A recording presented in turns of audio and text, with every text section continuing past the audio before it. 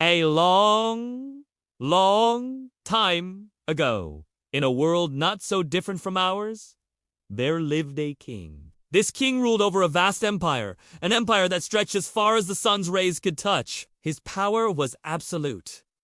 His wealth was immeasurable, and he was revered by his people as a god among men. The king had everything one could ever desire, or so it seemed. But he was a young king, and one day he summoned the wisest man in his kingdom and asked him a simple, "What is the secret to a long and happy life?" The wise man, surprised by the king's question, thought for a moment. Then he said, "Your Majesty, the secret to a long and happy life is this.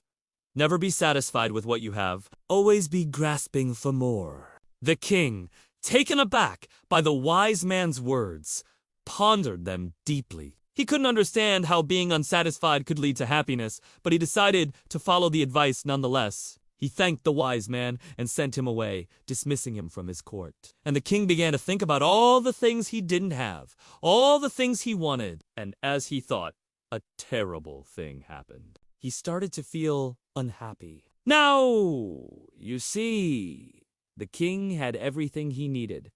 He was powerful beyond his wildest dreams. He was richer than the richest merchant in the land, and he was loved by his people. But the moment he started to focus on what he didn't have, on the things he wanted, his life became a misery. Years went by, and the king grew old. His hair turned white as snow, his skin wrinkled like a prune. And as he looked back on his life, he realized that the wise man had lied to him. Being unsatisfied had not brought him happiness.